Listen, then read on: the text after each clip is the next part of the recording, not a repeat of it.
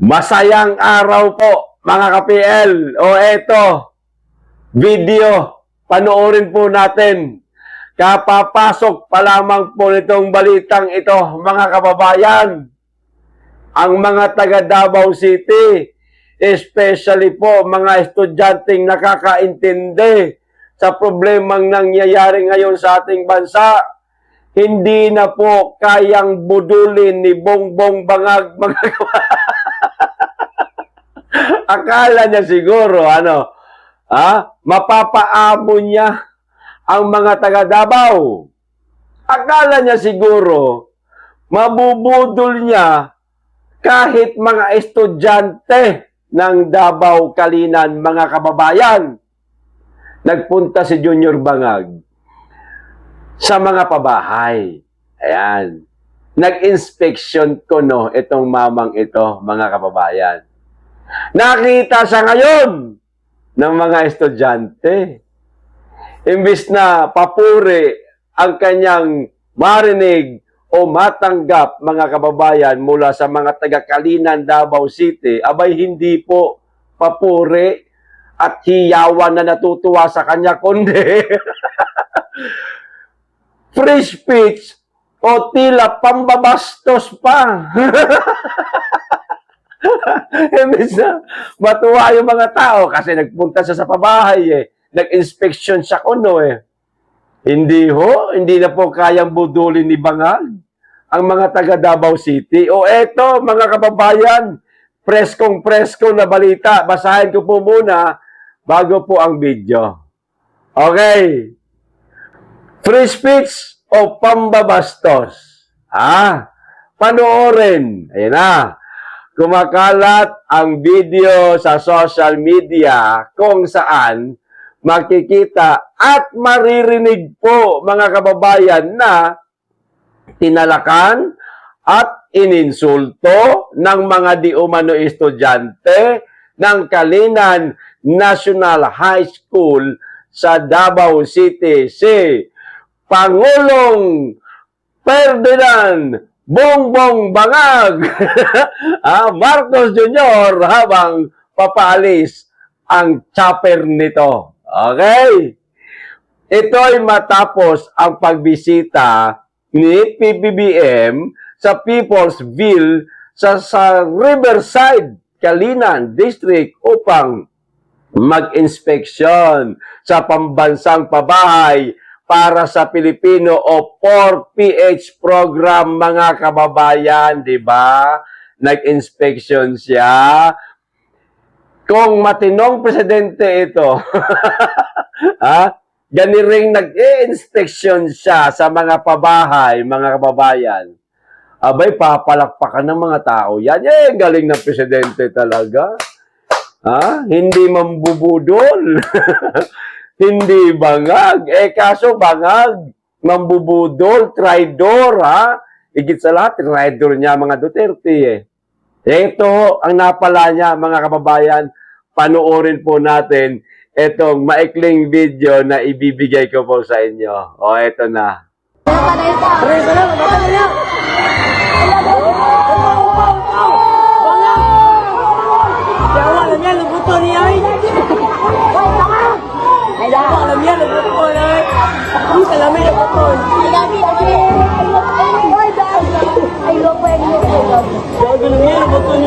Kaya dali sila nga, binarin na yung sila. Spin naman. Yawa mo ko to, tana! Babayoy! Yay! Putara! Dalago ko! Isa kakoy mo, kaping, para nga na makita na. Kaping, mo dito. Lupan ng mga yawa! Patay na ngayon. Ayaw, part. Hello! Ano yung arpintiho na?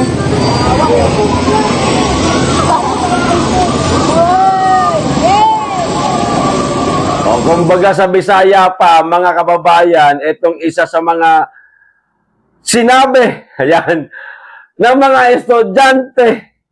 Sabi nung isa, yawa. Lamia, luboto na niya, oy. Bisaya yun, ha? Sa Tagalog, ang sarap daw tirahin sa wetpacks. Alam yata nila yung issue tungkol sa tubig, mga kababayan, kay Mr.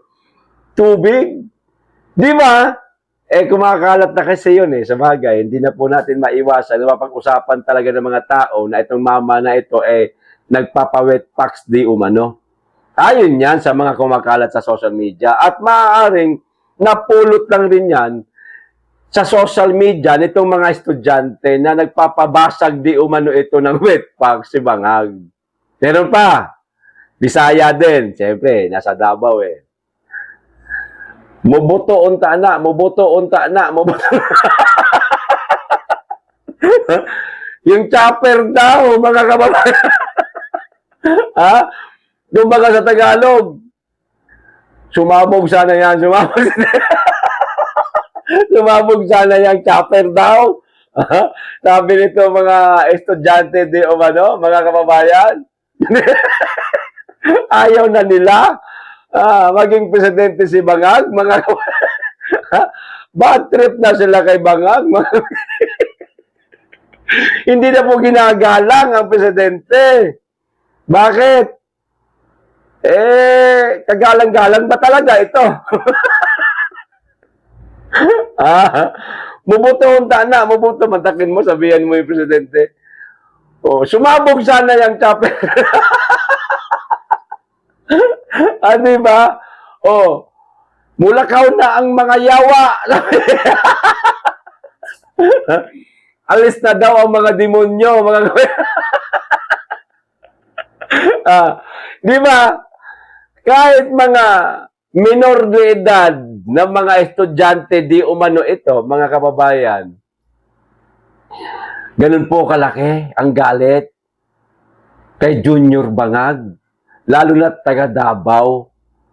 Hindi na ho kasi maitatago sa publiko kung paano nila ginigipit ngayon ang mga Duterte. Hindi ko naman po sinasabing deserve ito ni Junior, mga kababayan, Hindi ko po sinasabing deserve. Pero, wala tayong magagawa. Ganoon yung damdamin ng mga estudyante sa kanya. Hindi na siya nagugustuhan. Hindi na gusto ang kanyang pamumuno. Kasi unang-una, siguro, nakikita talaga nito mga estudyanteng ito, ang mga issue tungkol dito kay Bangag na gumagamit di o ng polvoron. Ngiwi-ngiwi yung Bangag. Di ba? Nagpapa-tubig. May patubig. Si Presidente. Hindi pa burger, patubig ni Presidente. Suluhin mo yan. Diba? At kung ano-ano pa, higit sa lahat yung mga pangtatrador niya na ginagawa niya sa mga Duterte. Matapos ang tulungan ni Tatay Digong, yung kanilang pamilya, ipinalibing yung kanyang ama sa libingan ng mga bayani. Ang ginawa niya bilang gante, ipinakulong ang dating presidente sa The Hague, Netherlands. Isa yan sa mga ikinagagalit ng mga taga Davao Yan, kahit saan kayo magtanong-tanong sa Davao City, kumapadpad mo po kayo ng Davao, galit talaga sila kay Marcos. Kasi daw, ipinakulong ni Marcos si Tatay Digong sa The Hague, Netherlands.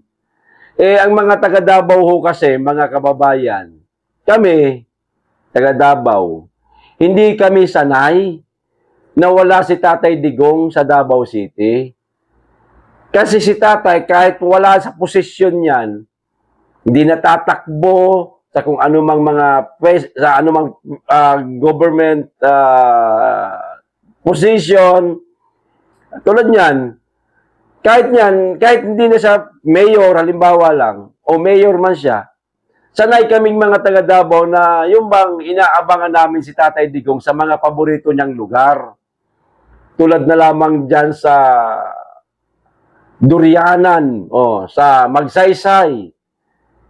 Kapag kasi Tatay Digong kumain, Diyan sa may magsaysay sa Davao, kumain ng durian, nilusob niya yung lugar na yan. Yung mga kababayan ko, mga Davaoenyo, pinupuntahan si Tatay Digong, hindi na nilalapitan, tinitignan na lang nila, sapat na kami sa ganun, yung makita namin si Tatay Digong na napakalakas niya pa.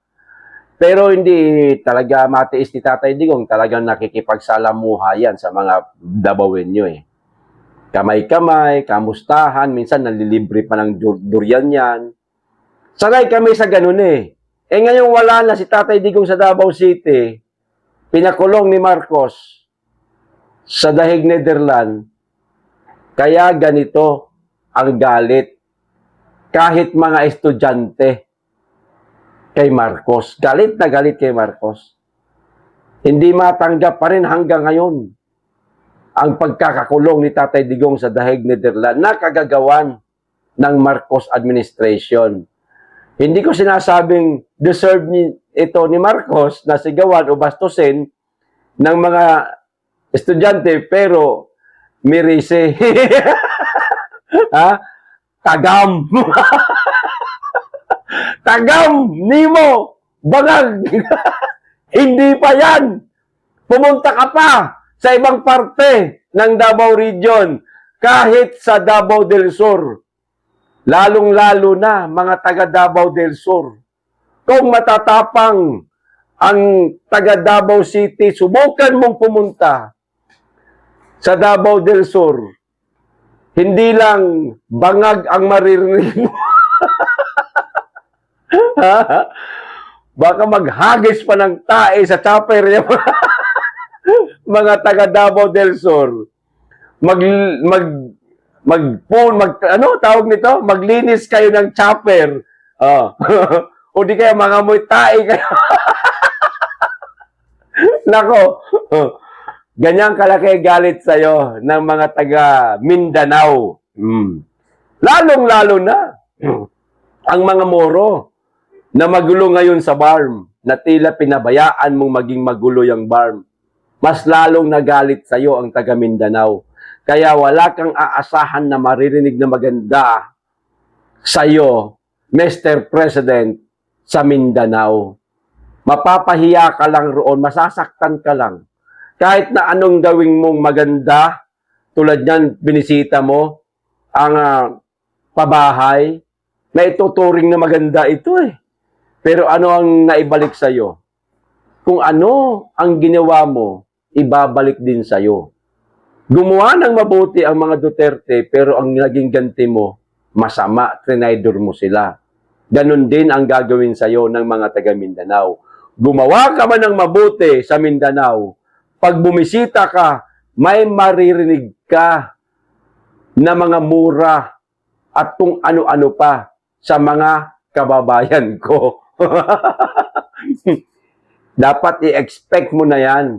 Pag tumungtong ka sa lupain ng Mindanao, makakarinig ka na ng pambabastos mula sa mga Mindanaoan, especially Davao Region.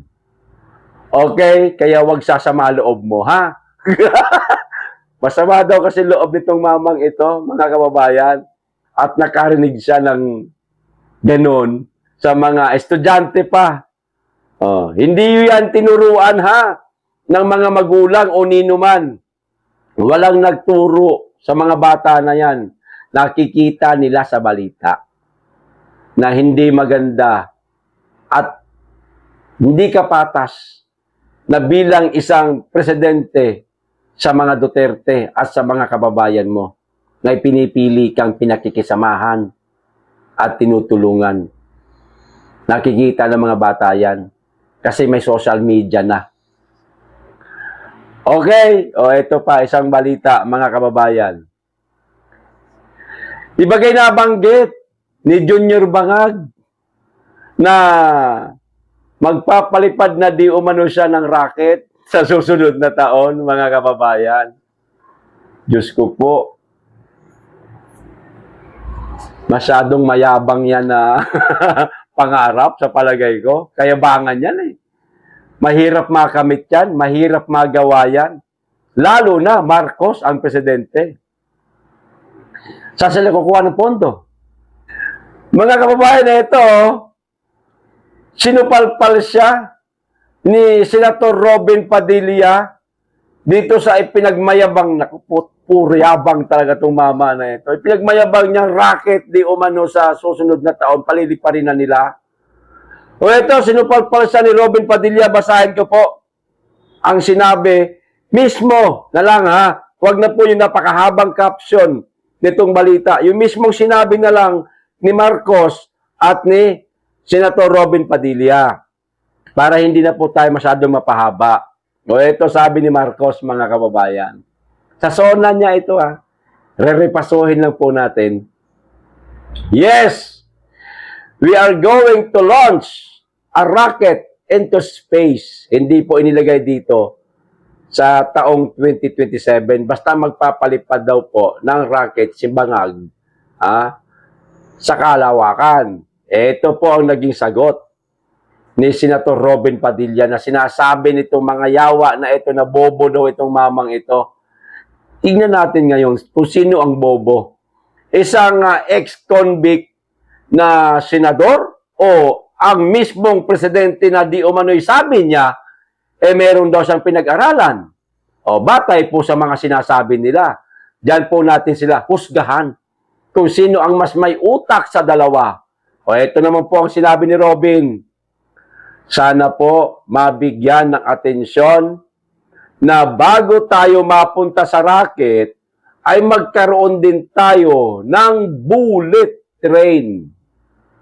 Mr. President, narinig nyo ba yon? Isa sa mga minority bloc, pinuna po ang inyong pangarap, ipinagmamayabang na racket.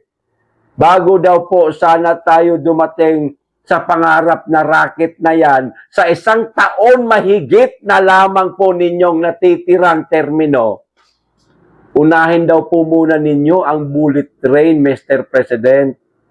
Kayo naman, puro ka talaga yabang. Wala ka naman nagagawa po. Ano ba proyekto mo? Ito, ipagmamayabang mo, nasa Davao City.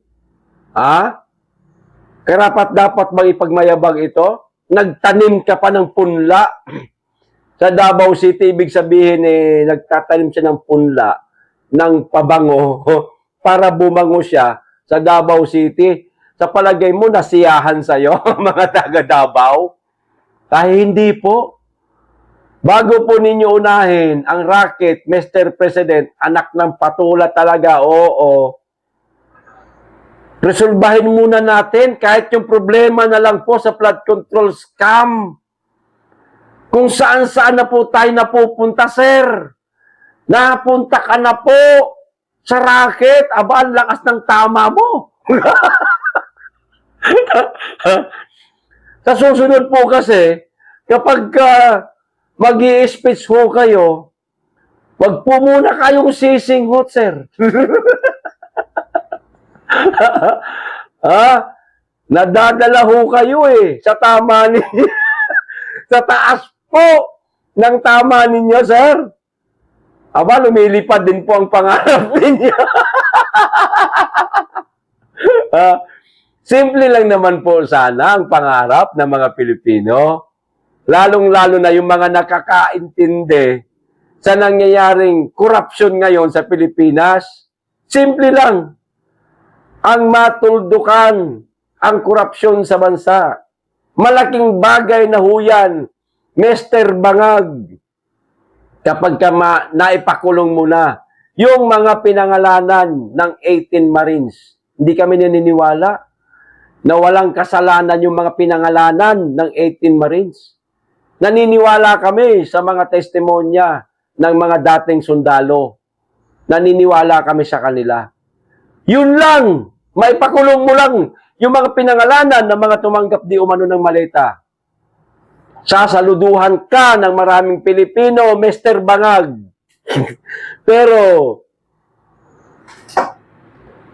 hanggat hindi mo maipapakulong Aani ka ng pangungutya, ng pambabastos, lalo na pag nakatapak ka sa lupain ng Mindanao.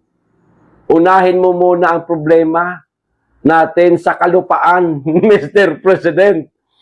Huwag po muna kayong dadagdag ng problema sa kalawakan.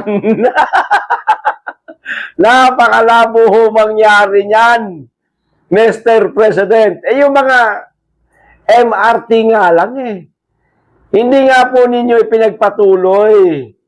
Mga nasimulan ng dating Pangulong Duterte. Napunta ka na sa racket. Putang inang buhay ito. Tama naman itong sinasabi ni Senator Robin Padilla. Unahin daw po muna natin ang bullet train, mga naman, Mr. President o mga bangag. Ayan. Wala nga kayong pambira naman, Meron na ba kami napakanyabangan ng mga nagawa mo kahit malang simpleng skyway man lang, karugtong o karagdagan? Wala po.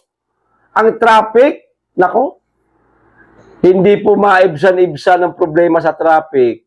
Buti pa nung dati kay Pangulong Duterte, kahit papaano, nakagawa siya ng mga skyway, na mga bypass road. Kayo po wala, Mr. President.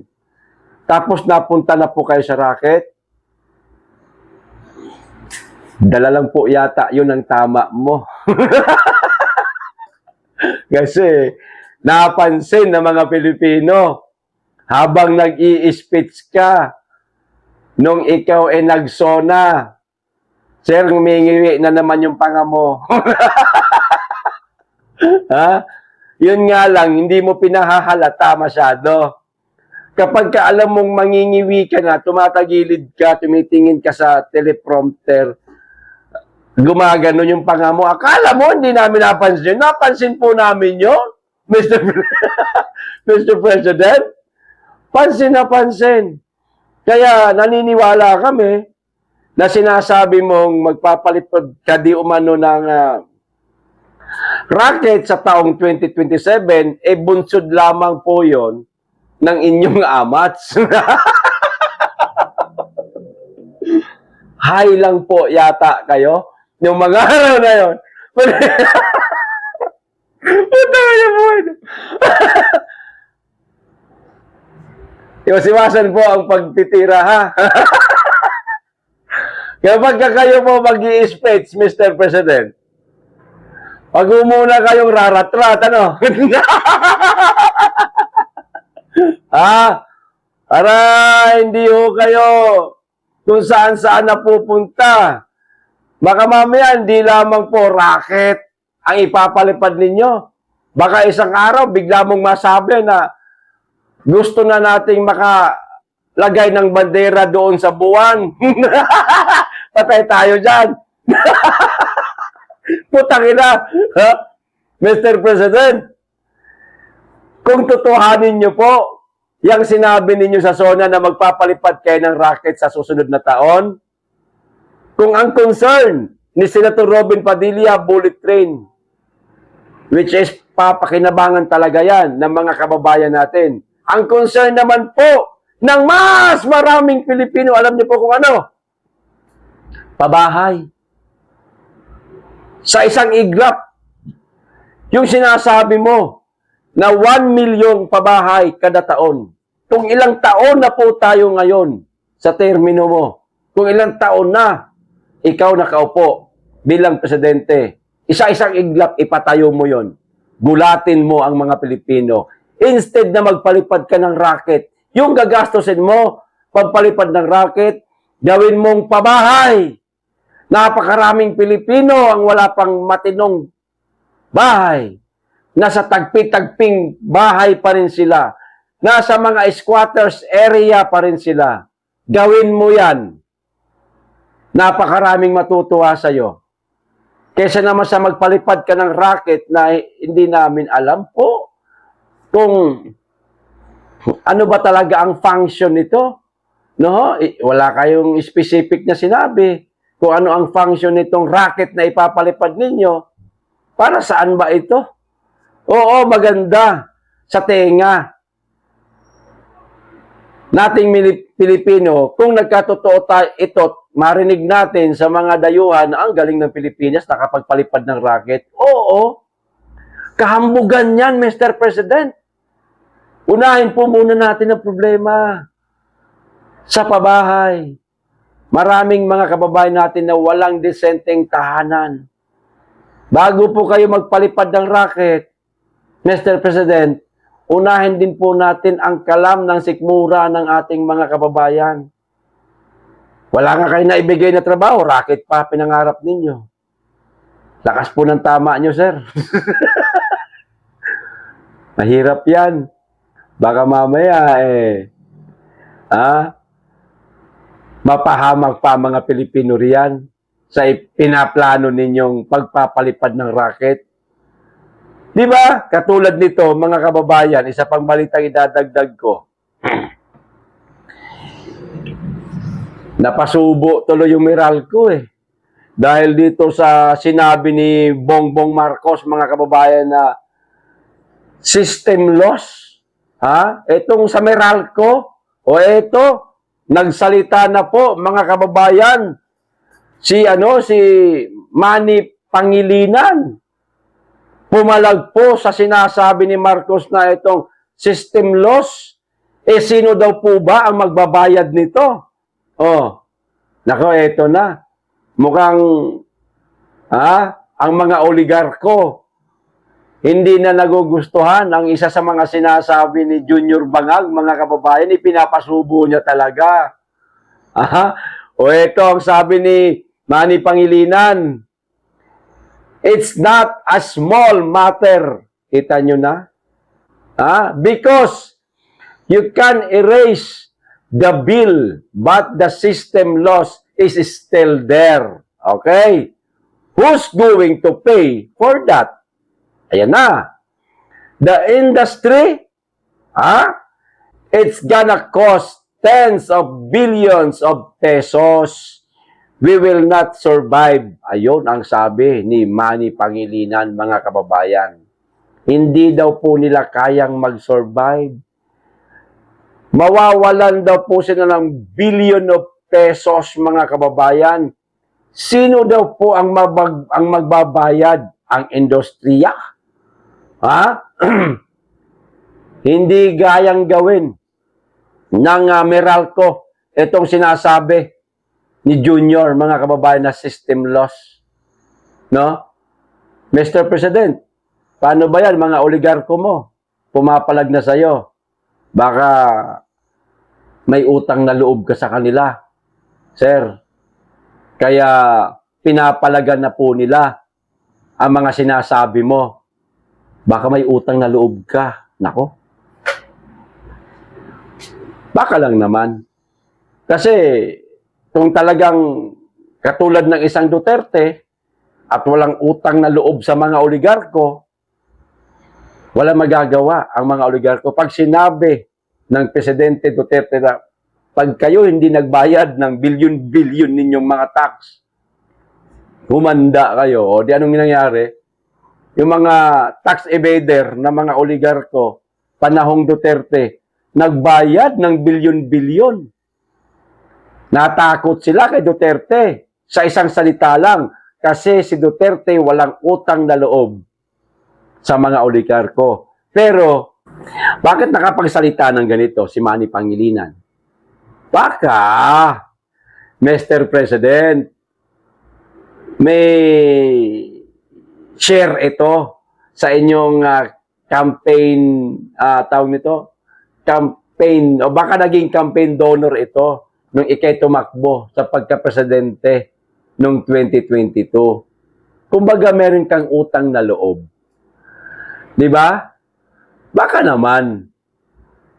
Kaya siya pumapalag at may lakas loob siyang palagan yung mga sinasabi mo.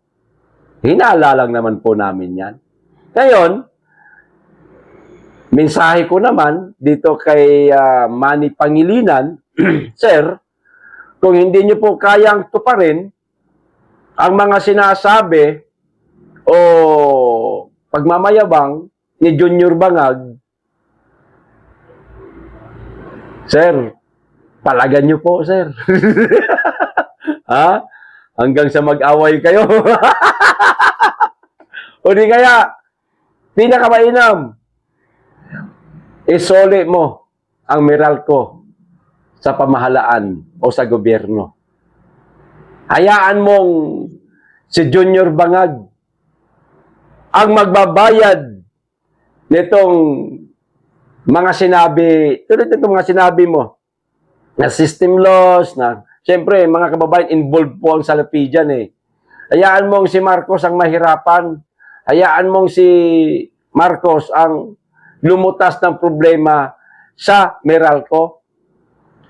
Isoli mo sa kanya. O kaya, ibenta mo sa gobyerno, ibenta mo kay Marcos yung Meralco. Ibalik mo sa gobyerno ang Meralco. Para hindi po sumakit ulo nyo. O, ganun lang. Mas mainam pa yon. Baka sakali, magawan ng paraan ni Junior Bangag at hindi na po kayo mawalan ng bilyon-bilyon.